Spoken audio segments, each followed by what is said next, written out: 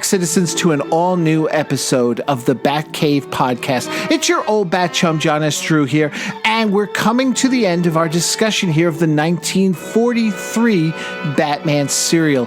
And when I say we, of course, I mean our old bat chum who's been with us since the very beginning and stuck with us even through some difficulties here, writer-editor himself, Mr. Jim Beard. Hey, Jim. Hey, yeah, you're right. I haven't crapped out on you yet. Haven't crapped out? No, you haven't? I said I'm going to the end of the line with you, and here I am, no matter what. And as Jim says, he's come to the end of the line with us here, but he's also come back to the end of the line just to quickly pull the curtain back here a moment. What is up with that, man? I lost this episode as we're recording this. It's been actually a couple of months since we recorded episode 15, and I was setting everything up. I was finishing up 14, said, let me get 15 going here because now we're done at the end of the school year. I got time. I'm going to crank these things out and get some content out there. And I'm like, where'd 15 go? I don't have and this has happened a couple of times. I think, Jim, you came back to do one other episode. I feel like that's the case. But you know, if anybody finds it, you know, anybody out there finds that, please contact John, and there is a small reward. Yes, for finding it, and it'll be the variant. Yeah, the variant episode. If you're watching Loki these days, it'll be the variant of chapter 15. What I've got to say, though, is on the bright side, Jim, it's best that I lost this and didn't lose our next episode when you and I were talking about the 1940 Superman serial, which we'll get into at the end of the episode here. I'll preview that. I didn't lose that. I didn't, or on the bright side, you weren't the person who had to come back and redo Egghead and Olga from the third season of Batman 66, like poor Kevin Lauderdale did, when it wasn't a matter of that we lost the audio. The audio was just terrible. Oh, okay. Yeah, no, I'm glad that I didn't have, and I would have been mad if you had lost the radio drama. Oh, that would. I would have refused to re-record that one. I might have said, folks, I'm going to disappoint you here. We're not doing that one either. Because just dream about it. Imagine what it could have been. It's been a long, strange trip, but we made it. We made it to the Doom of the Rising Sun, episode 15. And before we get into it, that was one thing I wanted to get your thoughts on, Jim. I don't think we ever talked about it here in all 15 episodes. As I was watching last night, I watched these episodes on YouTube. They've got this in the 48, 49 version as well. And I happened to click on the 48, 49 version by accident and saw the opening for that. And I had to ask you, because you've always asked me about this and bring it up, my love for the music. What did you think of what is basically the first official Batman theme song in this serial? I actually like it, and that's so weird. You kind of read my mind, because as I pulled it up on YouTube last night and watched it, and I was actually looking at the credits. And it's funny, other than Lambert Hillier, that we talked about way in the beginning about how he directed one of my most favorite Universal monster movies, I started reading the credits for some strange reason, and when it came to music, and I thought, I actually, it's somewhat memorable. Like, I can call it up in my mind right now. But it's very Batman-esque. Yeah, and it's right, effective. That was what I was thinking of. It is an effective theme, and I like it. It'd be really fun if somebody today doing one of these, newer Batman movies would touch upon it. No one would know what they were doing, but it would be interesting, if they touched upon that theme. But yeah, good point. That's our first Batman theme. Yeah, it'll never be Neil Hefti, but who will? It'll never be Neil Hefti. But you know what? I'm actually, now that you mention those who are working on new Batman, especially this Robert Pattinson film movie coming out soon, wouldn't it be something if that, based on the way they seem to be going back to the beginnings, really the very beginnings. He doesn't seem to be like this all super powerful, with his tanks and his super suits and everything. Wouldn't it be something if the theme could touch on that in some way? Yeah, I totally agree. Yeah, very interesting. Yeah. So let's get into this here, talking about the Doom of the Rising Sun.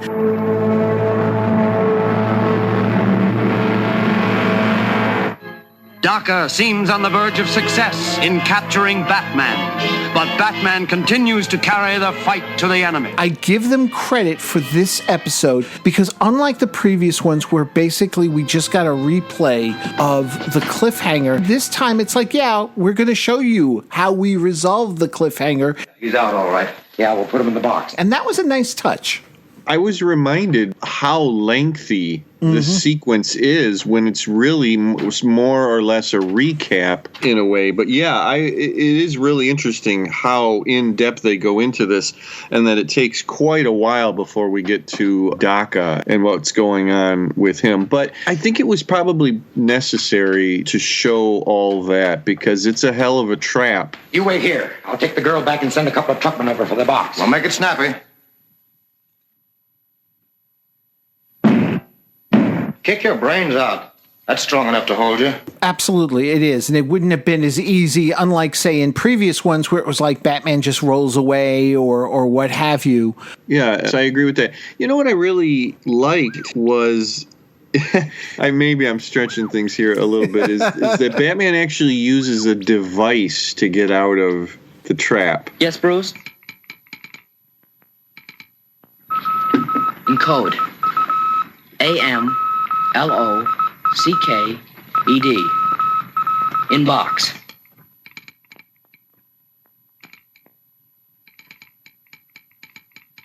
How does the rest of the message read? Am locked in box in upstairs room, bay window, be careful, someone here. Come on, we've got to hurry and help the master. No, I'll go alone. Better wait here. Call the police if I'm not back in 5 minutes. Wait a minute, Master Dick. Wait. This may come in a bit handy. All right. You talking about the radio? He's or whatever the telegraph. The telegraph. But it's very interesting, and I'm glad they didn't have it. He's stuck in the box. He takes out the radio, and I'm glad that they didn't have it where he's actually trying to talk into the radio. No, because that would have been stretching things too far. The guy outside the box would have heard him talking on the radio, but he does it with the clicker thing and to send code. And then of course I had to laugh. It's the old complaint. Robin picks up the call and yells out Bruce. Yes. He's really lucky that the guy outside the box didn't read that. But then for the rest of the episode, everything's good. I guess that'll hold him. We'll let him take my place, and when they come back to the box, we'll follow him. They say Robin and Batman when they're around other people. I also did like that this last episode gives us a lot more Alfred, although he's a little bit hysterical at one point when he gets so excited saying, now you're cooking with gas. Yeah, he is, but you know what? Alfred is fairly essential to this episode. Yes. And I do like that. He is still more or less a comedy relief character, but I like that he wants to mix it up. He wants to be involved. He's very eager. He's not, lily-livered. Although he's kind of afraid at some points, it's not like he's refusing to do anything, or he says, I'm going to quit after this, or anything like that at all. He's right there. He wants to be part of it. Master Bruce, I'm with you, and it's very important because he not only provides the distraction for Batman and Robin to get into Daka's lair, he also then brings the police. Yes. It's actually and then he's the one that opens the trap door for Batman and Robin to get out of there at the very end too. Yep. He's actually, and the more I think about it, he's actually very important to this chapter. And it's a shame that he's uncredited. Yeah.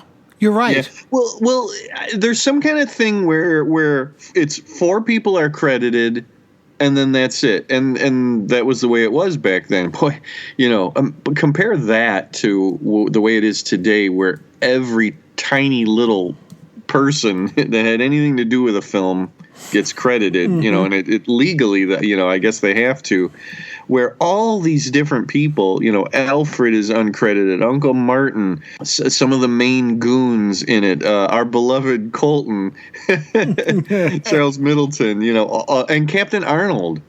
All these people are uncredited. Right.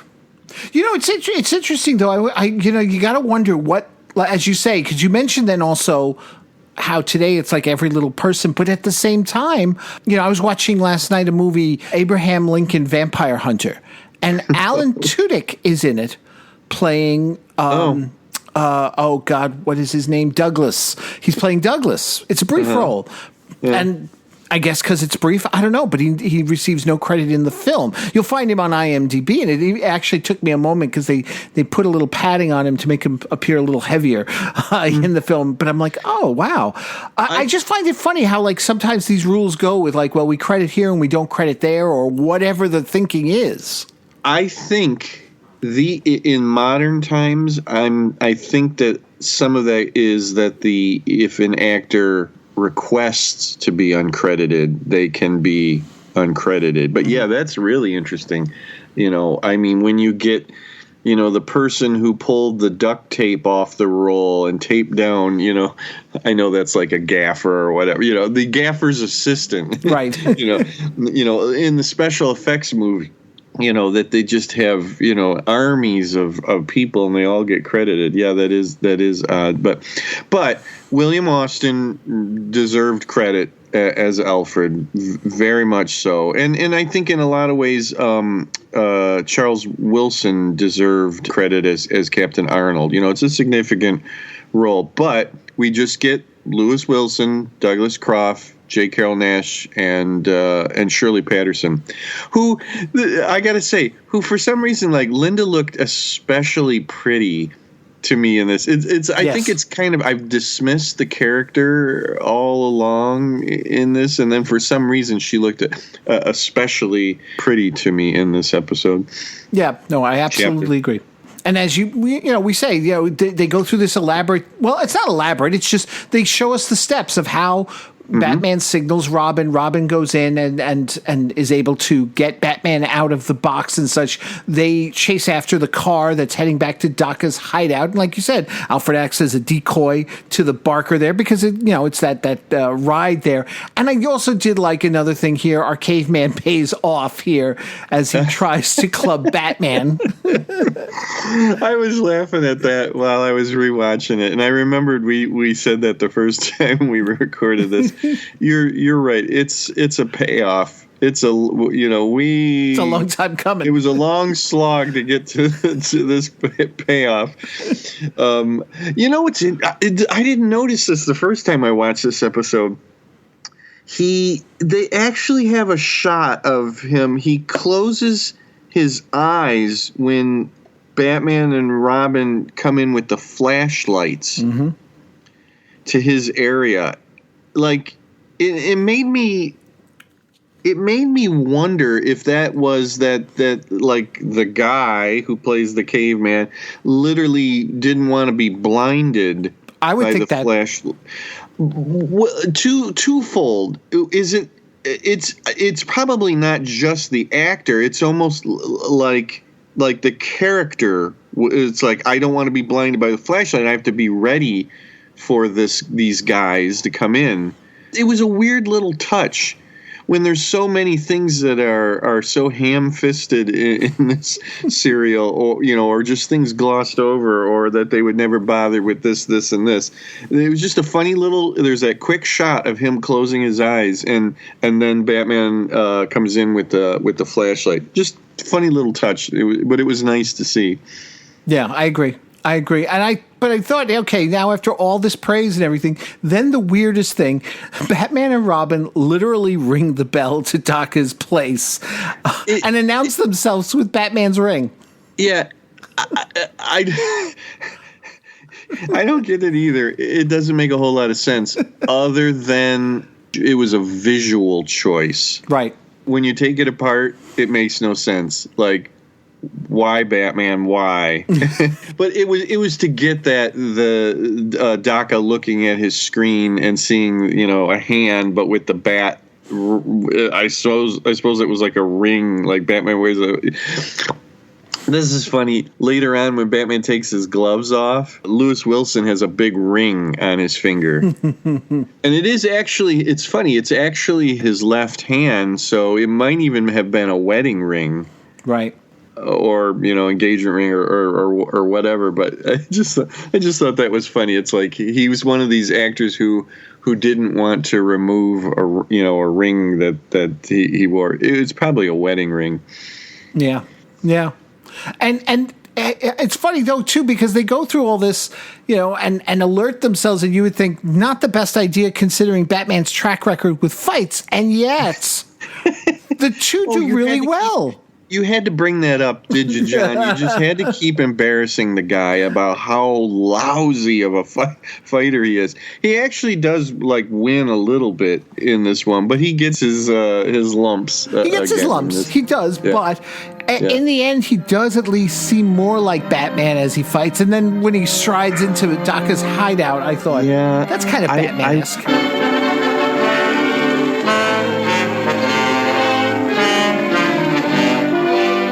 Jap! It is useless for you to struggle. My zombies are too strong, even for a superior person like yourself to cope with. Patton Jones, bring him to my electronic laboratory. I will admit it. There are moments where I actually looked at him and said, he's Batman. Yeah. When he strikes the poses, and he does it a lot in this one. He puffs up.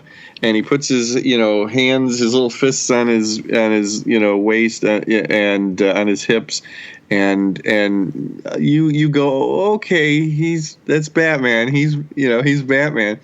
I thought a lot about that while rewatching this episode here at the very end. That, setting that aside, the whole idea of the character of Batman and the culmination in this episode, and it really, really struck me that this is not the Batman that we know, and not even really the Batman of the comics. And we talked about this a lot in here, but it really came home for me. This is not the superhero Batman. This is a specialized government agent, Batman. It's. Do you see where I'm going with this? I'm not doing a very good job of it. I got it. Not really. I'm not. All right, folks. Well, thanks for joining us again. And you know what I mean? We've said this before. It was disappointing when we found out that Batman is a government agent. Right. In this. And that's what he continues to be. It's not like he was already a superhero and the government contacted him and deputized him or whatever.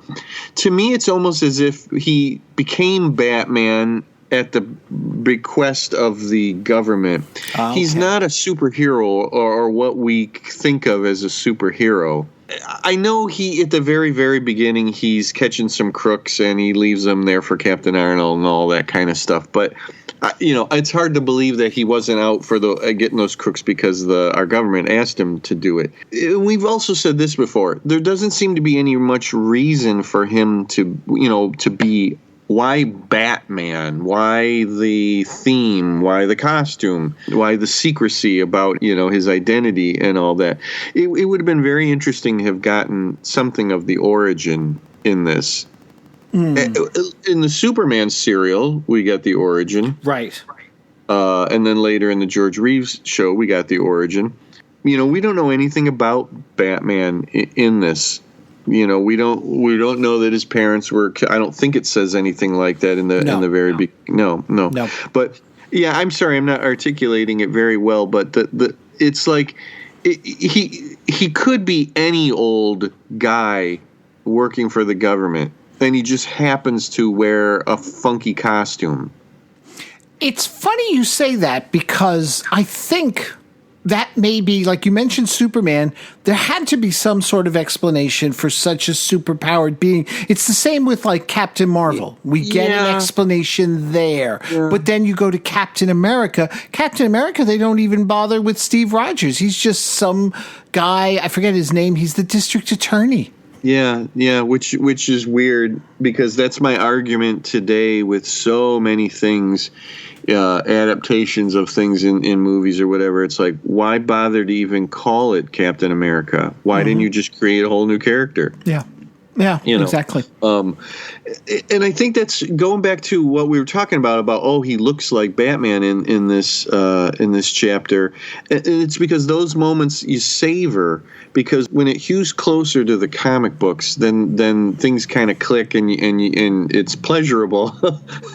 But overall, it's not the Batman of the comic books. It's a different beast altogether in this serial. And then I get it. It's because of the time that it was made. You know, things had to be patriotic. The war was going on. There was supposedly some concern about a vigilante running around who didn't work for the government, and so that's why he became an agent of them.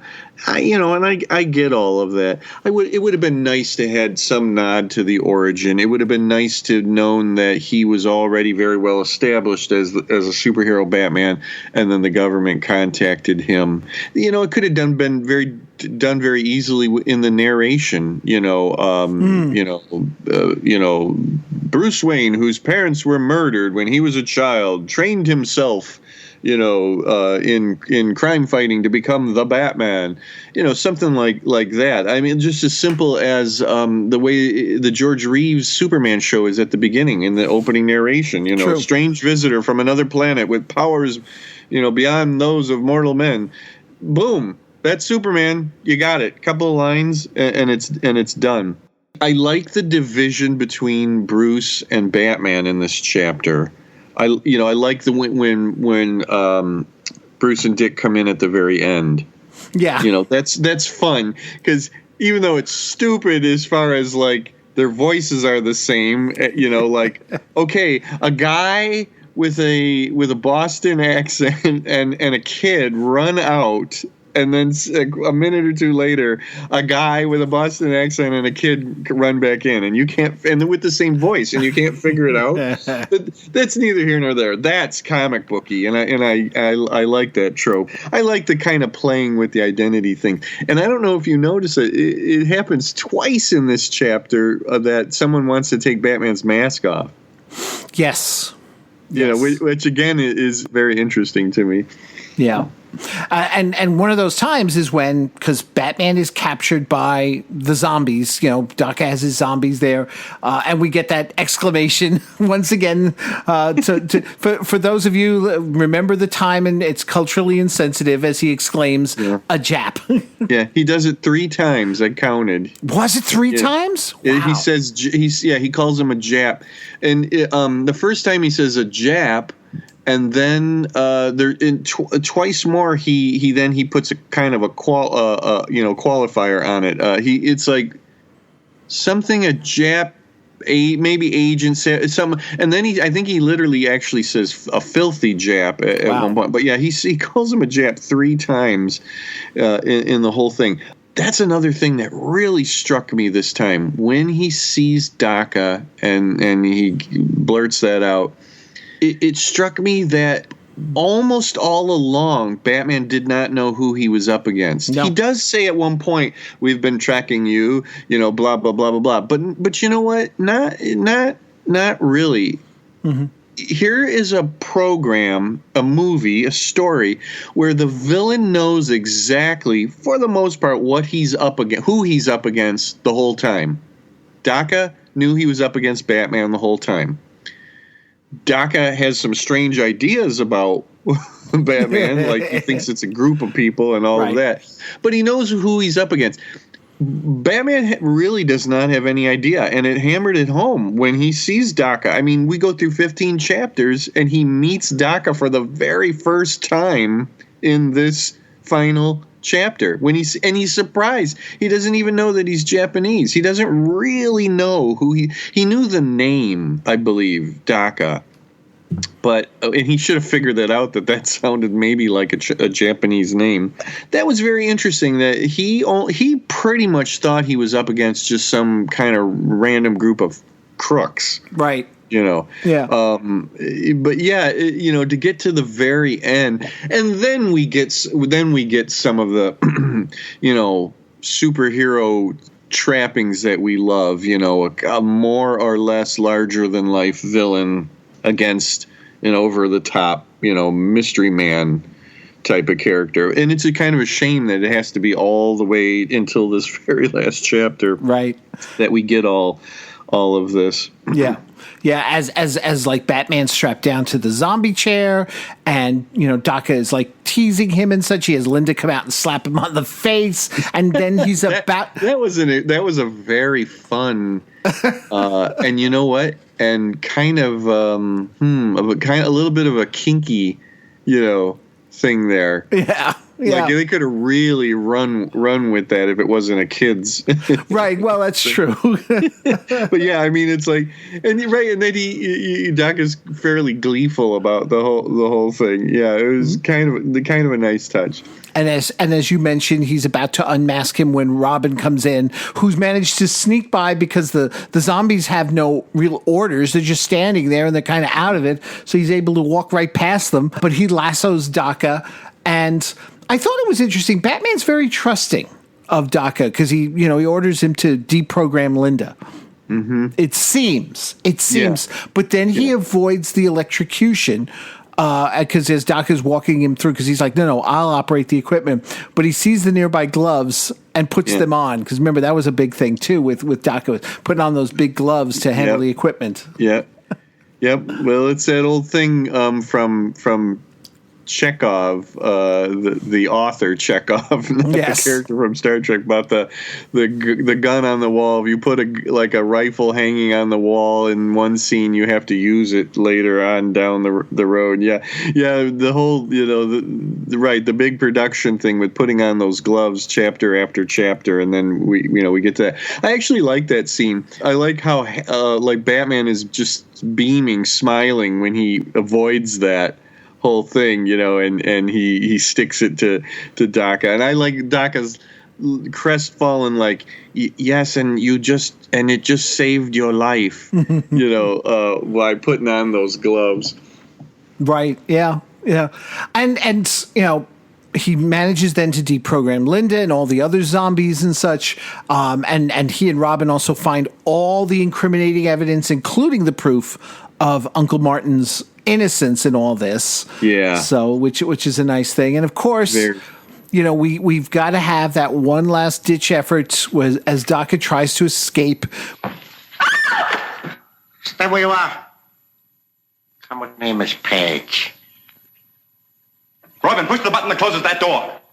But Robin pushes one of the wrong buttons on Daka's control, and Daka falls into the pit of his alligators.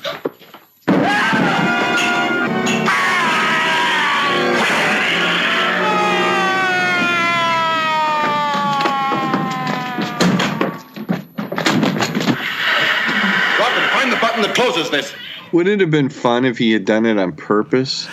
And then you'd have to have a little chastising, scene. Now, Robin, we don't kill our enemies. I want to give the production credit on something for having live alligators in these shots. Because our beloved 1966 Batman didn't have live alligators. No, it was stock footage. Or at least not in every shot. I think they're in some shots, but but that there's some fake alligators. But yeah, this is actual real alligators, and who are really, their acting is really good. I mean, they really look vicious. Yes, they do. Although I do feel sorry for them when that box is dropped on top of them. That couldn't have felt very well. Not only a big, huge wooden box, but a full human in it. With that weight, couldn't have felt very good. No wonder they're like angry all the time. And when the one goon exclaims, like, it's whatever whoever the name of the guy was that got thrown down there in there, it's it's Bob or whatever, and then it's like, well, we got to get him out. And Doc is like, no, it's too late. Don't worry about that. Oh man, like he deserved it because he let Batman go. Right, exactly. Yeah. And of course, we wrap it all up as Captain Arnold arrives thanks to Alfred. Well, I wonder who they are. There's a door here. Well, they'll keep. They're pretty well tied up. Come on. Stay where you are, Batman. Well, I finally caught up with you, huh? It's indeed a pleasure to meet you, Captain Arnold. The most famous police officer in America. Yeah? How do you figure that? Because tomorrow the newspapers will headline your discovery of a Jap spy ring. Spy ring? In here? Yes. Where do those doors lead to? To a very interesting laboratory. Search it, boys. You will also get credit for capturing 8 of its members. 8 of them? Well, where are they now? 5 of them you passed outside in the cave. I'll deliver the other 3 before morning. You know, Batman, this is a great moment for me. I always wanted to get a look at that face of yours. Alfred manages to push the right button, opening a sliding door, allowing Batman and Robin to escape. And as you mentioned, moments, like literally moments. You want to talk about one of the really bad ones? In comes Bruce and Dick, like, well, what's going on here? Yeah. Well, we've been looking all over for you, Linda. Yeah. And then she rushes to Bruce. She pretty much hates his guts through this whole, chapter play, and then rushes to him. And then they have the little Gleek moment that I call it at the end. The little tag. I call it because of Super Friends. There was always a tag at the end of a Super Friends episode with Gleek. Yes. And everybody sits and laughs, because of something Gleek does. And then it's over. And then it's over. And then it's over. Well, let me ask you this. Okay, we went through all 15 weeks. And, you know what? It took longer than 15 weeks. It seems like a year or more but we've done this. But in doing all this, to take it back to the whole point of doing this was that the stories were that the 66 series had its origins. The ideas of it were, hey, Hugh Hefner was showing these and everybody was getting a kick out of them at his mansion. He'd show a couple of episodes at a time and such. And that was some of the roots. I mean, obviously they didn't lift everything from the serial and stuff, but they certainly took the cliffhanger aspect and such. But how much of this do you feel really could have influenced, other than, hey, let's do a cliffhanger, really influenced Batman 66? There have been times that we brought it up and drawn some comparisons. Maybe a fair deal. This was not filmed as camp. No. This was filmed for children, for the most part. Mm-hmm. And obviously Batman 66 was filmed as camp. That's a really hard one to say. There is elements there. I mean, the over the top thing. I'm not coming up with the words today for many things, I guess. Yes, structurally I would say that there's connective tissue there. Batman 66 was designed to emulate the serials of old because of the cliffhanger thing, but that wasn't taken from this particular serial, just from serials in general. I think there's just so much more characterization in the 66 show than here. Certainly in the beginning of the 66 show, so much more care was put into everything. I would just say Saturday morning serials in general informed the Batman 66 show, but not necessarily this particular serial. Mm-hmm. Now, I've heard discussions about camp before in other podcasts, including To the Batpoles, our, as I like to say, our brother podcast there. And one thing, because you bring up, you say Batman was deliberate camp, whereas the 43 was primarily geared towards kids, and yet those episodes were shown at the Hefner Mansion, and I'm wondering, is camp unless it's deliberate? Because they probably viewed it as camp in the 60s as they were watching. Right. No, and thank you, because that's what I was just going to say, is that, through the lens of the era that it was screened in, more than 20 years later, it becomes camp. I see what you're saying. Camp is usually a deliberate thing, but again, many things became camp. So that's a tough one. Pulp stories from the pulp magazines of the 30s and 40s were reprinted in the 60s and then into the 70s, and they were touted as pulp or camp at that time. It was played up about how melodramatic they were, and there was kind of a little craze. They started reprinting Doc Savage and The Shadow, more or less straightforward, but then other companies came in and grabbed some of those the other older pulp characters and pulp stories, and if you look at the paperback covers, they're playing them up as camp, because that was, everybody needed that. There was a camp deficiency that a camp that needed to be filled. That's a really good one. It's kind of unfair, and I've always thought this, when something was taken from decades before and then reinterpreted as camp. It's one thing when it's deliberate. Batman 66 series, some people would call it unfortunate that Batman was, fitted into the camp world, but it's very deliberate in that show. Obviously not in this serial. It was just through the lens of time. And again, I always just thought it's a little unfair to start laughing at something that was not meant to be laughed at. And yeah, you and I have gotten a lot of chuckles out of this serial play.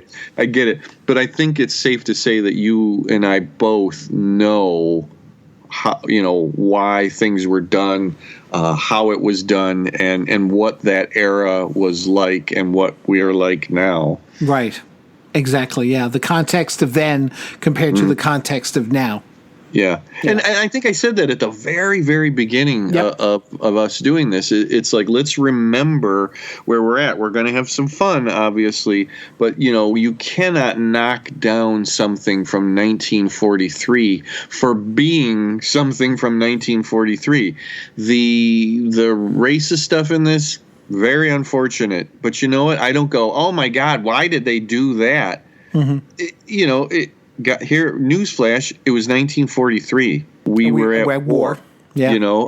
That's what propaganda, and that was what it was all about, is, demonizing the enemy, dehumanizing, the enemy. That's what it was all about, and I just said a little bit ago, that's why Batman became a government agent in this instead of a vigilante. I'm really looking forward to the 49 serial now, because in my opinion, things should change.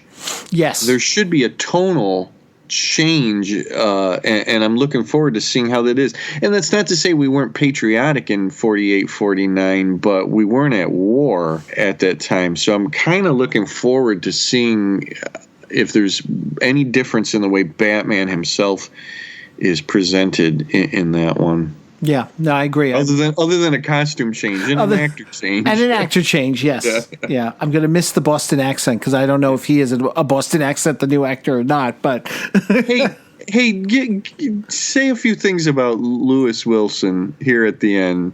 You know, like look back over 15 chapters and you know what's your opinion of Lou as we know him, Lou? You know, what's your opinion? I thought he was a more effective Bruce Wayne than he was Batman overall. I thought. Yeah.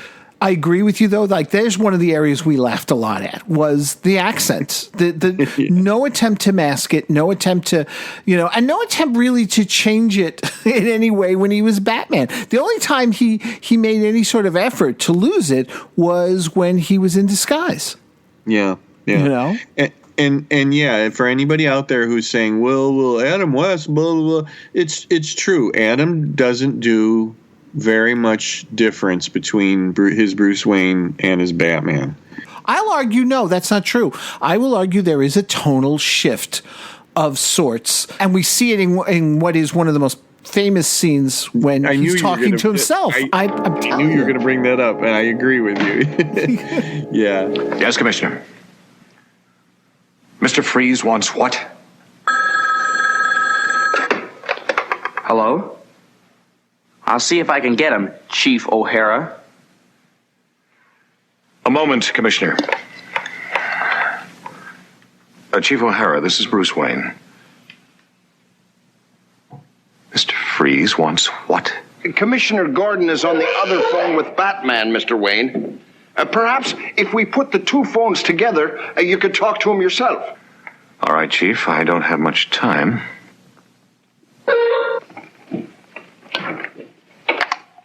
Batman? Yes, Mr. Wayne. Have you heard Mr. Freeze's scurrilous demands? Just briefly. If Robin and I act as go-betweens, are you prepared to make the telecast at midnight and pay the ransom, Mr. Wayne? I have no choice, Batman.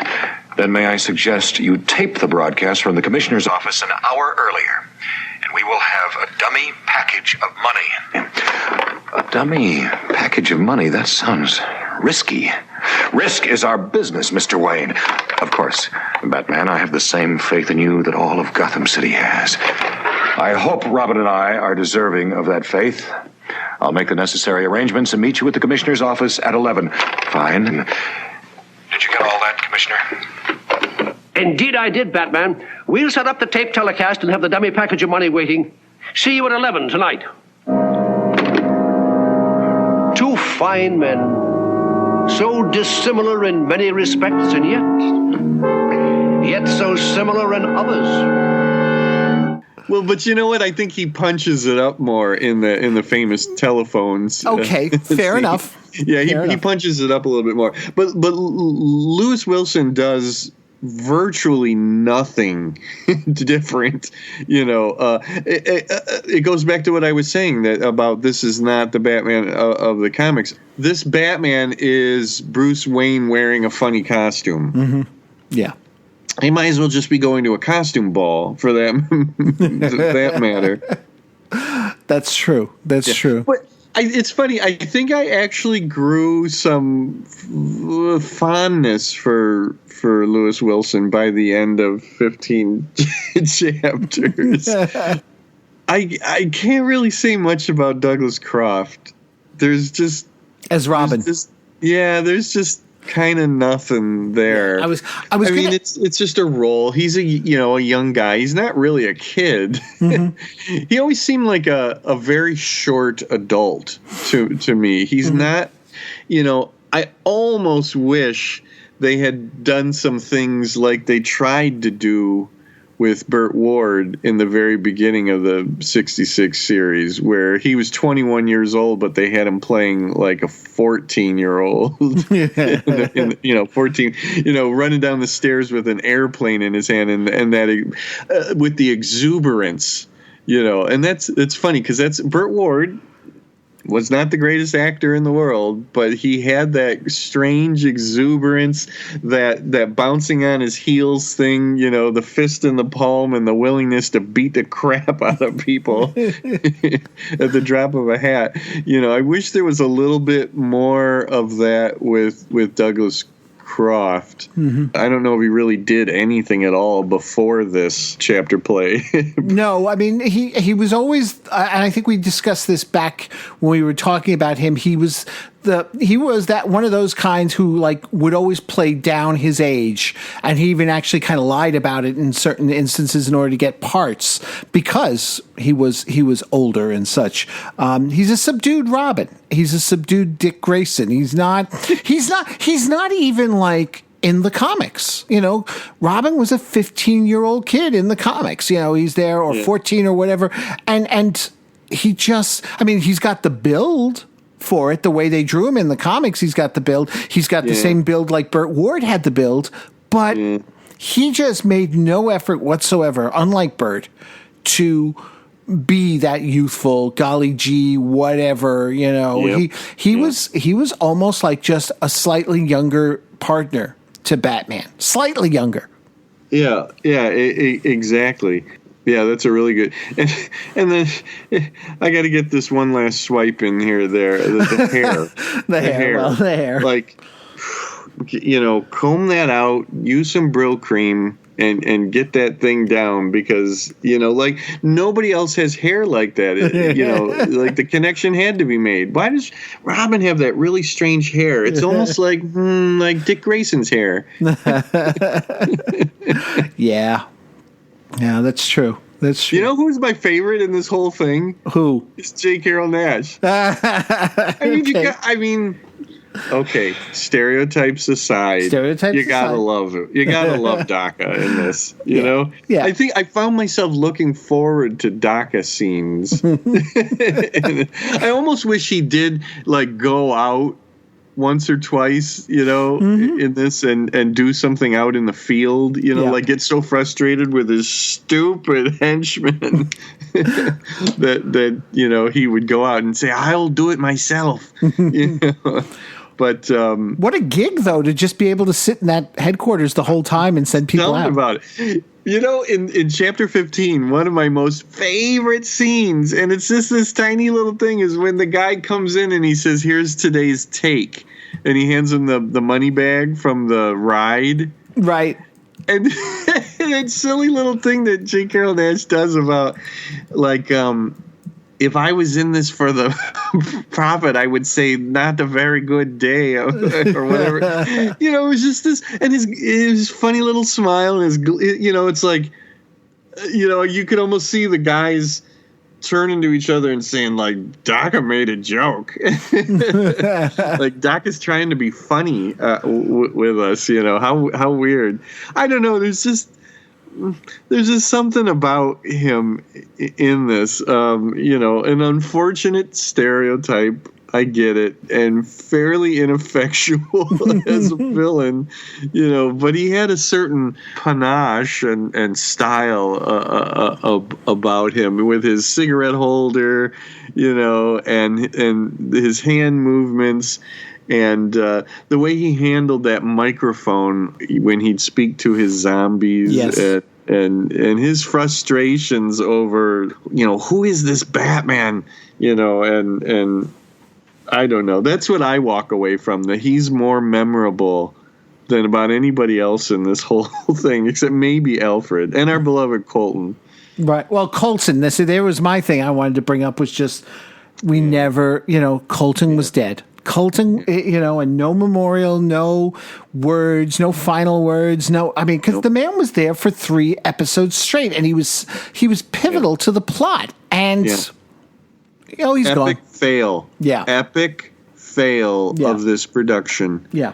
And I'm saying that in all seriousness, as a writer and editor and everything else, just totally miswritten. We were promised much, and then the promises were broken and left shattered. Why that character was featured it was 3 episodes. Yes. And you don't get that kind of character really, presented in any other part of this serial. Why that huge buildup and then just literally just totally forgotten at one point, just sloughed off. I don't get that. That's why I call it an epic fail of the writers of this production. I agree. I agree. So, final thoughts? I'm glad we did this. Yeah. It is an important part of the history of the character. Yeah. Yeah, I'll give you that too. Yeah. It's an interesting time in the character's development. It's an interesting time in American and world history, and even things like, we have the Batcave because of this serial.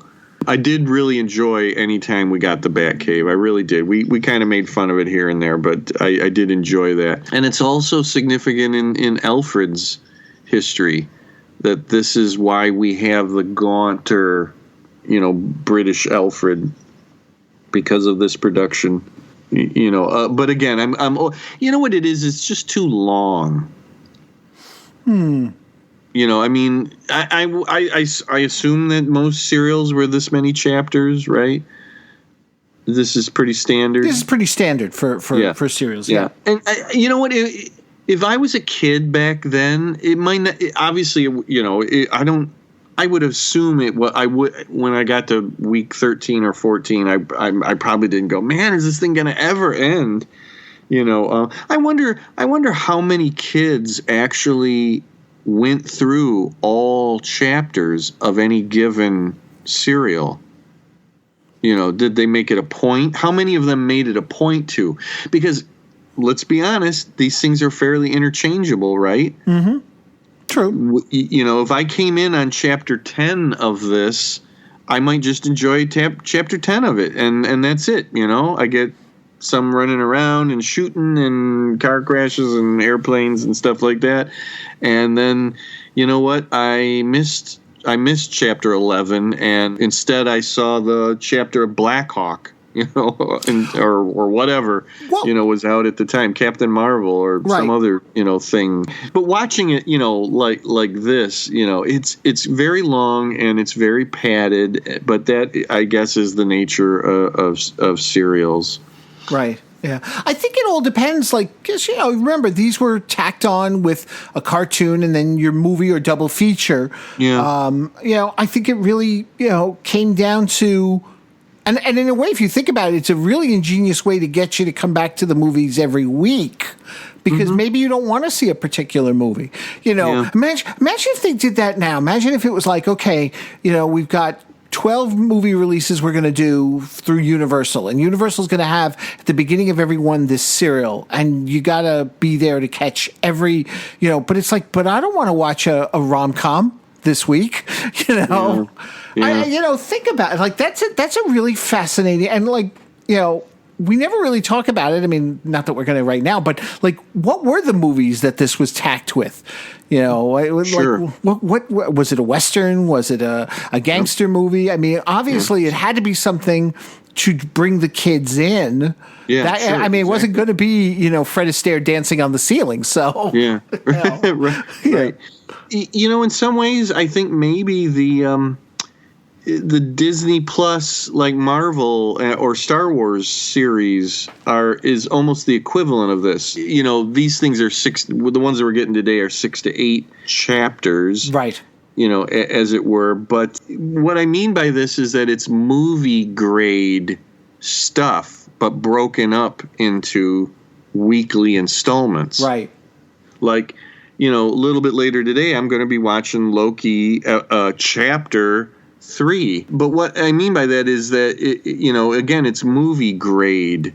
It's something that these serials were meant to be watched in a movie theater and filmed like that. As cheap as this was, right. Still filmed for that. And it's the same with these shows now that we're getting on the streaming services. They're filmed at a movie level production, but we're getting them broken up.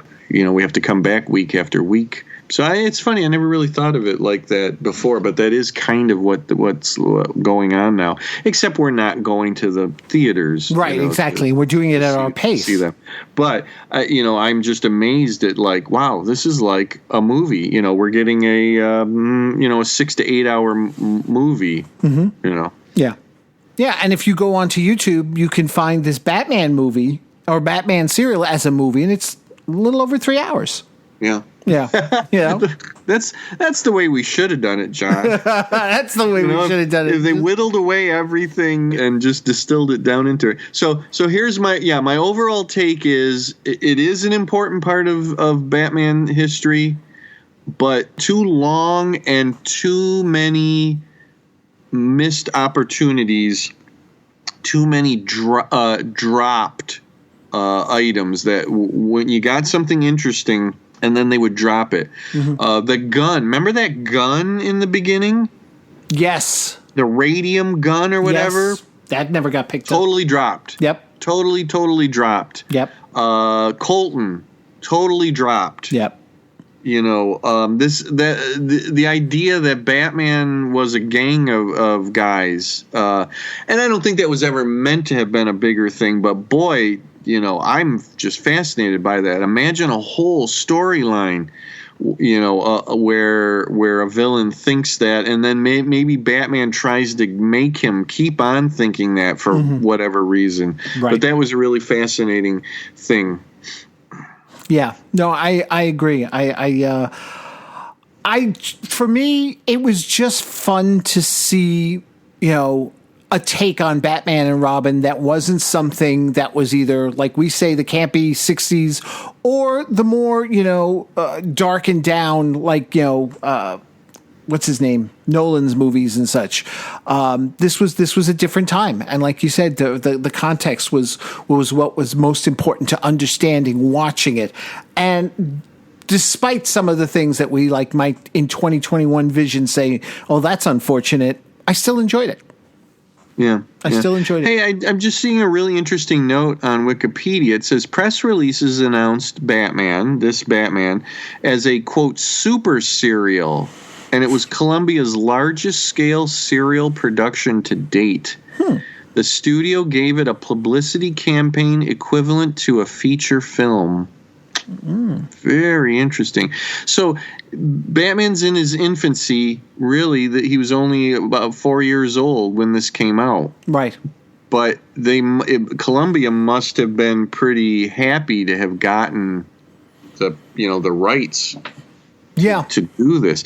It's a shame that if they socked so much into the publicity campaign that they couldn't put a few more dollars into the budget of this thing. Well, it's funny because now, and I'm no expert on these serials and such, but every single episode got its own movie marquee, like, you know, poster and such. I don't recall seeing that for Captain Marvel or Superman or some of the others. I mentioned before the Superman radio show. I'm currently listening to it. I listen to an episode a day, and I'm up to 1948, and they're getting ready to, you know, they say, stay tuned, coming soon, the Superman serial. So that's the other thing, too. Batman beat Superman to the movies. You know, Batman was 1943. Superman's first serial wasn't until 1948. Well, it's easy. It was easier to do, you know, budget-wise. Right. You didn't have to have flying and bending steel bars and all that kind of stuff. Here's something, and again, I want to bring up real quick because it is a fascinating thing. If all true, I mean, I'm reading it on Wikipedia, so who knows if it's true or not. But I think we mentioned this earlier on. It says some posters made during pre-production indicate that J. Carrol Naish was cast as the Joker. Yes. The films Daka and the comic book Joker have similar costumes and live in carnivals. Yes. The change was likely a last-minute decision to allow a wartime theme in the film. That's utterly fascinating. One has to just imagine what that could have been. That this would have been the first Joker, you know. Right. We had to wait until 1966, right? Right. Before we got the Joker, but that's fascinating. I maybe I'll look around at some point. I'd like to see one of these posters that indicated that he was cast as the Joker. I mean, and you know what? I think he would have done well at it. I could see that. You know, I mean, he wouldn't have his eyes made up to look like he was Japanese or whatever, but he's got the grin and the smile for it. Oh yeah, no, absolutely, Yeah. absolutely. That would have really been fascinating. Really, really fascinating. Now, let me give you also just a little bit more perspective, because you said 1948. Well, they maybe didn't have the budget for the effects and such, but Captain Marvel was 1941. Okay. And the flying Pardon sequences there are fantastic. Pardon me, and what I meant by that is not that they didn't, that Columbia didn't want to put the money into it. The Captain Marvel serial is not Columbia, right? No, it's not. It's Republic. It's Republic. Well, that just means Republic did want to do that. Wow, it's 41. Is that right? Yeah. So it even beat Batman. Captain Marvel was just beginning, really. Captain Marvel is like 1940, I think. Yes. Yep. Wow. Yeah. And I will say that they wanted to do that serial that early on. See, that you'd almost wish that Republic would have gotten the DC characters. Yeah. And to see what they would have done with it. And I'm not really... if I remember correctly, Captain America was Republic also. Oh, so, okay. yeah. I think a lot of what happened with Captain Marvel probably was C.C. Beck and them, basically saying, this is how you're going to do it if you're going to do it. Whereas like we said, back then, Marvel and DC weren't thinking about, the character and stuff. They were like, we get it out there, it gets people talking, and they buy the comics. Now it's the reverse. If we buy the comics, we're lucky. That's bonus. Whereas we want to make sure Captain America is authentic. We want to make sure Batman is authentic to what people know and expect in the movie. It's no longer just throw it out there and it's Batman. Spider-Man 77, where it was like, oh my God. I don't know. Have you seen the recent DC movie? I get what you're saying. Right. I mean, it was a marketing tool having him out there as a serial like this. Oh, yeah. I don't know how much advertising or promotion the comic books did for this serial. That's a good question, because I don't know if they did at all. You would think that they would. I mean, the symbiotic relationship should have been right there. Yeah. Well, this is interesting. Talking about credits earlier on, we get the credit for the comic books right at the beginning, not at the very end, like in 1966. Right. Yep.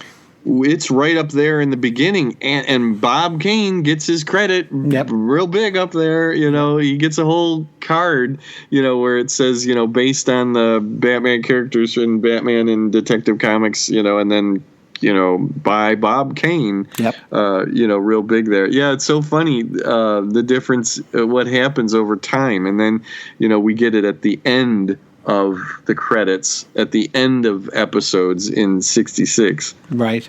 Yeah. So here's the thing, Jim. We were talking about how the first time we did this, it was incredibly short, and we figured it would be. We're about 3 times as long.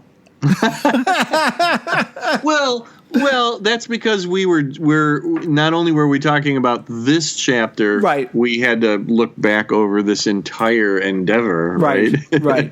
And I don't think we did that the last time. I think the last time we were just kind of like, well, that's it, folks. Thanks for listening.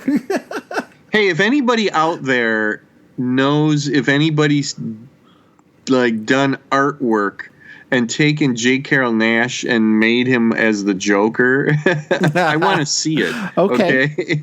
I want to see it. And if anybody has seen these supposed posters that say that he was cast as the Joker, I'd like to see that too. I would imagine Ken Holzhauser, if you're listening, would do a great rendition of J. Carrol Nash as the Joker. So, oh, good old Ken. Yeah.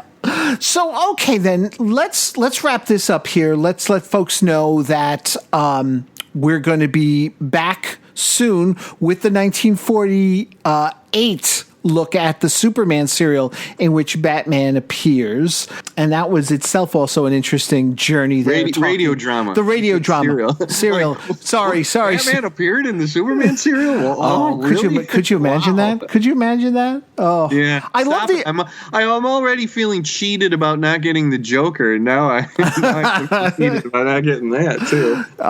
But before we wrap that up there, Jim, if people want to get a hold of you, talk some more about this, or find out more about what's going on with your writing, what's the best way of going about doing that? Well, definitely head to Amazon and under books, put my name in, and you'll see all my books on my Amazon author page. Sounds good. And then you can find me on Facebook.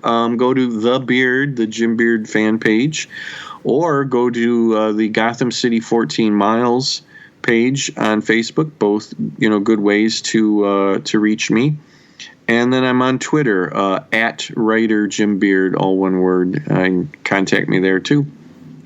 Okay, very cool. And as I mentioned, Jim and I will be back soon to talk about that 1948 radio drama Superman featuring Batman and Robin. But in addition, stay tuned, because we're going to have a special episode of The Sting of the Green Hornet coming along, bringing that back, as Jim and I are going to get together and talk about another project Jim is working on that is about the Green Hornets.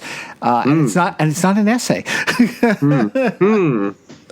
So stay tuned for that. And then, of course, we'll be along at some point. We just got to sort of brace ourselves for the 1949 Batman serial. Mentally prepare ourselves. Correct. I like I said, I'm kind of looking forward to it. I am too. I'm just, there's going to be that little part of me that's like, that's not Batman. Batman has a Boston accent. Oh, man. So, folks, thank you so much for listening. Thank you so much for your patience as we went through these 15 episodes here and the length of time it took me to get them out. Until next time, Jim, once again, thank you. Thank you. And citizens, take care. I think I'd better leave also, sir. The master will be worried about me. All right, go ahead, but let this be a lesson to you. The Batman never needs any help from the likes of you. You'll never know how right you are, sir. Captain Arnold, you don't mind if I go now, do you? Oh, I beg your pardon, Miss Page. I'll take you home myself right away. That won't be necessary, Captain Arnold. I'll do that. Bruce! Well, where did you come from? Well, Dick and I have been searching all night for Miss Page. I'm certainly glad we finally found her. You found her? Oh, she was found by my ace detective, the Batman. The Batman? Mm-hmm. Gee, I wish we'd gotten here in time to see him. Where'd he go? I sent him out to bring in 3 suspects, spies, that I just captured. Emily! Well, I guess there's no use of my trying to do anything. The Batman always gets there ahead of me.